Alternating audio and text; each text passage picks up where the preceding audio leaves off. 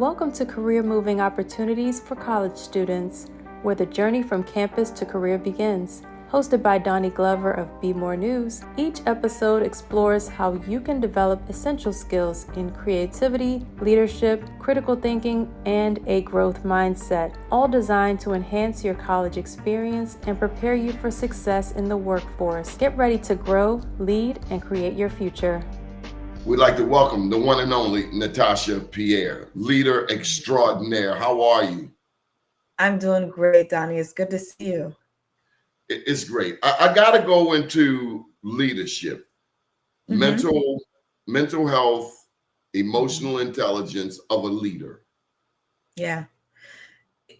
Leaders from the 1920s, 30s, 40s, they had their place. But in a 2025 world, we need our leaders to do different, to be different, to embrace new concepts that allows them to lead a millennial, Gen X, Gen Z, and whatever comes after workforce. And, for those who aren't willing to embrace emotional intelligence, who aren't willing to value mental health as being part of health, they're going to be obsolete. They're going to be left behind, because those who are able to really recognize the whole person, the whole being, and not just their doing, those are the leaders that are thriving. How did you become a perfectionist? Actually, I'm in recovery. I'm a recovering perfectionist. I'm no longer giving my all at all times in all situations to all people. Some people in some situations get my some. Why? Because it's not necessary. I don't need to overachieve. I need to achieve. I don't need to high achieve. My default is excellent. And so perfectionism is fortunately something that I'm no longer ascribing to. I know a lot of people who do it, but the only thing perfectionism has gotten me is more work. And I'll pass. How'd you learn that? Self-awareness. That's the emotional intelligence.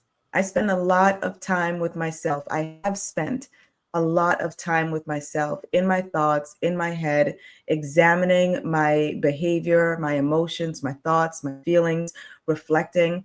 I've been journaling since I was a child and I haven't stopped. And so I frequently read things that I've written in previous seasons. I reflect and I learn. I grow in my awareness of me. I am a subject matter expert on Natasha. There is no one on the planet who knows me like me. And I have to do that because emotional intelligence says that I need to be self-aware.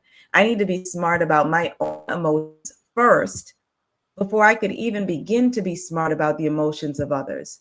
And so how can I be in relationship and community with other people, saying that I love them, that I care for them, that I value them, but I have no awareness of how they're feeling. I have no awareness of their emotions. And I usually, the Bible says, love others as you love yourself. Care about other people's emotions like you care for yourself. If you have no awareness of your own emotions, if you do not love yourself, how are you supposed to love others? How are you supposed to be emotionally aware of others? There's no way, because you're not modeling it personally. Tell me your title and your company. Yes. So I am a mental health coach, educator, activist, advocate, trainer, leadership trainer, communications trainer. I am mostly known in the Tampa Bay area for being a mental health coach and advocate. I do a lot of speaking nationally on mental health, sharing my story, my journey, my experience living with multiple mental health diagnoses. And that's good, but the story doesn't end there. I'm more than a survivor. I'm more than someone who suffers with anything. I don't suffer with anything. I was diagnosed with it, but I'm thriving in spite of it. And that's the story that I share. It's one of empowerment. It's one of encouragement. It's one of inspiration. It's one of redefine who you are, redefine the adversities, redefine the setbacks that got you to this point, and retell your story in a way that makes you the hero each and every time. You are known in New York for being a runway model. Yes, yes, yes, yes. I did that And for you several also, years. go ahead. Yeah, did it for several years. I enjoyed it, loved it. I did it with low self-esteem. I didn't do it because I thought I was pretty and the best person. There's always an in the fashion industry. There is always someone taller, thinner, flatter, stomach, longer, hair more exotic, whatever that means. And so I could not rely on external validation to get me through. I approached it as a job. I handled the assignment. The assignment was wear the clothing, make people want to buy it. Got it. Because I was a communicator and I've been one ever since a child. I've been television and paid public speaking since I was 14. I knew how to communicate what I was wearing, communicate the benefit of it, communicate how the fabric felt, and why it was a great investment for the buyer and merchandiser. And yeah, I had a long career in it, loved it, enjoyed it. I'm going to get deep for a second. Sure. You are one of the most beautifully melanated women I know. Thank you. But this is America, and it's majority white. Just last night, I saw a supermodel from the Sudan who was also very melanated, very chocolate. But you were modeling at a time when there were none. I think Grace Jones is one that I remember out there, a very melanated sister. And I know, I've never really asked you about this, but I know in our community, there are the isms. How did you rise above that and celebrate yourself? That alone is leadership. Yeah. You know, during my time, there's Tyra Banks, Beverly Peel, Naomi Campbell. They were all the supermodels at that time. So there were many. Fortunately for me, Donnie, you know, I wasn't born or raised in the United States. And so a lot of my experiences here in America were not filtered through a racial lens or even a racial consciousness. So if I was discriminated against, I probably didn't even notice it. If, you know, I was treated differently, I probably didn't notice it. And I just was like, okay, well, that person's an idiot, and kept it moving. I am grateful. You know, I am American, but I'm grateful that I wasn't born and raised on the continent, because I think it would have been so hard and rough on me. And so I'm grateful that I just pursued life as me. You don't like my skin? That sounds dumb. Okay, that sounds like a you issue. I'm still going to be me. And I wasn't raised to focus my identity and my worth and my value on externals. You know, Judge Judy has a book that says beauty fades, but dumb is forever. I pride myself on my brain, not necessarily the way that I look. Am I aware of the way that I look or how people see me? Definitely. But if that's where you stop, you're missing the best parts of me. Well, this is going to be a deep interview. We're talking about leadership. You are a leader. You've been a leader. You get on television. People call you up and ask how you get on television. You're not even ready for this question. You have no idea where I'm coming from next. Okay. In today's world, in America, 70% of our households in the Black community, African American community, 70% are single mother led. How significant has a father been in the life of Natasha Pierre? Game changer. And her leadership and her career and all that she's accomplished. I meet so many people who do not have good things to say about their father, not you. Yeah. Game changer. You almost made me tear up there for a second. Game changer. Because I have friends and I know many people who were raised with a father who are unable to say great things about their father. But I am my father's child. I am because he is, period. And so everything that I am is due to his sacrifice, his work, his time, his investment, his care, his attention, his provision, everything. Before I, modeling, TV, anything, he was always on set, always. He's the one that took me to prom. He took me to college and has been my biggest supporter and cheerleader of my life. There is, and people underestimate this, some people are unable to fully connect with God because God is always termed as He.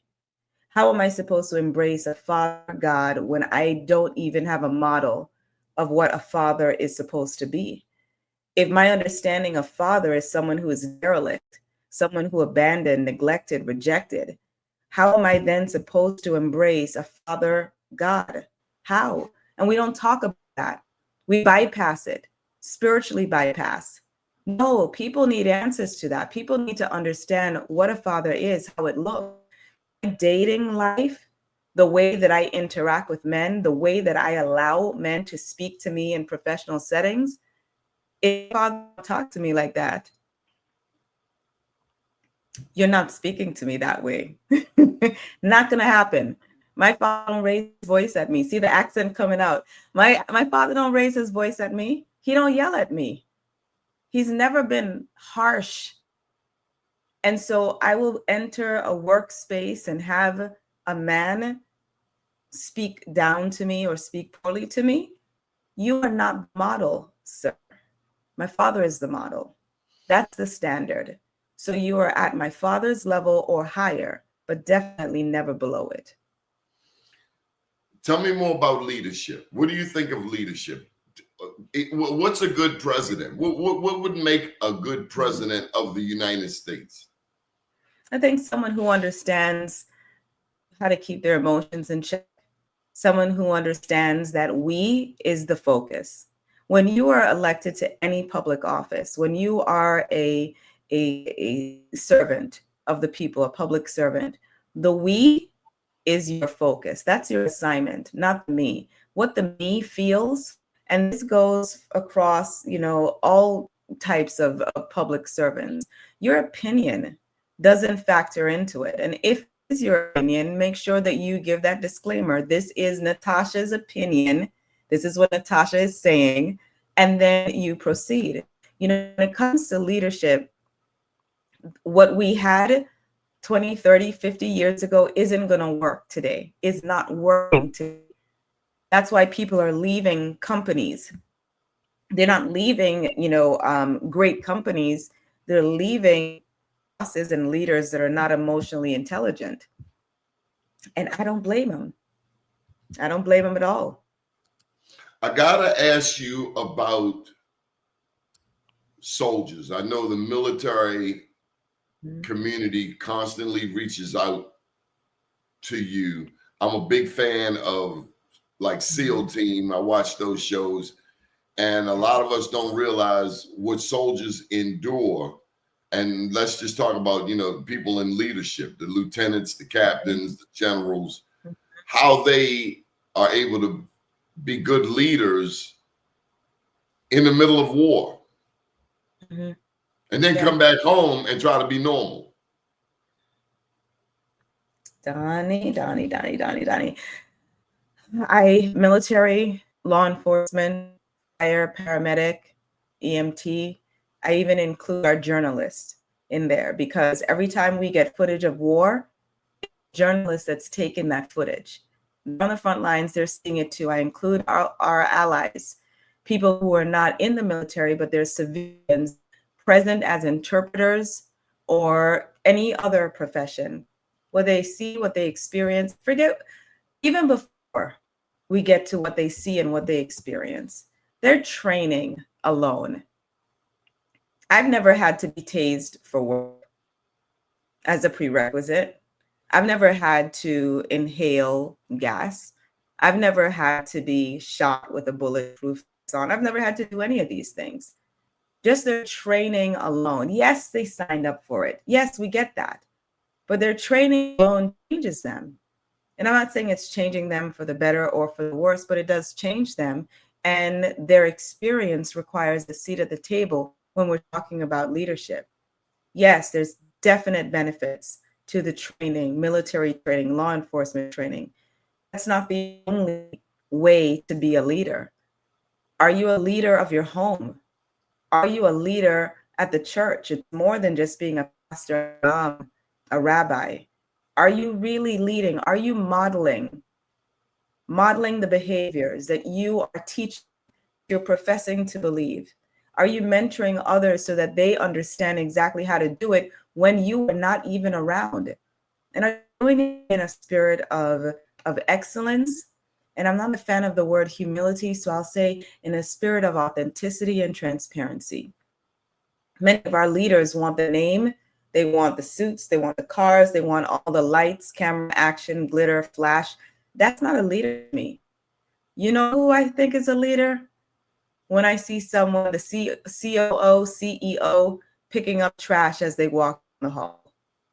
When I see them speaking, they're working late, but they know the cleaning staff, the cleaning crew, they know them by name and asking questions. Did your daughter get her braces? How's your son's leg after he sprained it? Did they win the game? That's a leader to me. That's where the emotional intelligence comes in. You're not just a person that's coming to empty the trash. You're not just a person who, brings the mail. You're not just a person who delivers the food. I want to know, so what is going on with you? There's so many times I go and I'm ordering food and, I'm speaking to the person behind the counter. I'm like, so what else do you do? Okay, you're here working at Chipotle. What else? Oh, you're in school. What are you in school for? I heard you. I did it just yesterday. You heard me. I'm asking. I want to know. I want to know about you. Emotional intelligence says I care about you. There's empathy. There's community. It's not just give me my food. I'm number 370. Where's the ketchup? No, I'm taking some time to get to know you. Today's leaders need to do more than rule with an iron fist. Today's leaders, great leaders, are able to use their authority, transform it into influence, and lead a people. I've always said, here's my definition of leadership. Leadership is someone who has duplicated themselves. And I use these examples. Oprah, she's created careers for Dr. Phil, Iyanla Vanzant, Rachel Ray, Gail King, Jay-Z. He's got Rihanna, Usher, Justin Bieber, 50 Cent, Eminem. You're saying that you're a leader. Who have you duplicated? Who have you created that is achieving the same level of success that you have reached or greater? And if you haven't, then you are derelict. Don't call yourself a leader. You're taking a walk. We've got a couple of minutes. I'd be remiss if I didn't ask you the significance of a leader getting regular therapy. Oh my God. You must gift yourself. I dare you. Triple dog dare. Everyone, gift yourself 6 months of once a week therapy. Go all in. Give it your all. Show up on time. Never miss a session. If at the end of those 6 months you're ready to quit, that's fine. Move on. If at the end of those 6 months you don't have one thing that you want to continue talking about, it's all right. You did. But I guarantee that you're going to have another 6 months worth of topics that you want to discuss with your therapist. I am so proud of you. I thank you for pouring into others. I am really grateful for the work you do with our soldiers. It is so important. Suicide among soldiers is real on a daily basis. And I love that you help encourage other people to find their purpose. And you will, for a fee, show people how to get on television. That's a popular question. And my question to their question is always, why do you want to get on TV? Why? They want to be like you. And that's okay, but there's also got to be a why behind it. Because understand that being on TV isn't just about being on TV, it's an assignment. So what is the assignment that you're there to fulfill? Thank you so much, Natasha. Pierre, nothing but love and respect for you. And thank you for pouring into us again. Thank you. Thanks for listening to Career Moving Opportunities for College Students with your host, Donnie Glover. We hope today's episode helped spark new ideas and practical strategies for building your skill set and shaping your future. Be sure to join us next time as we continue the journey from college to career, one opportunity at a time.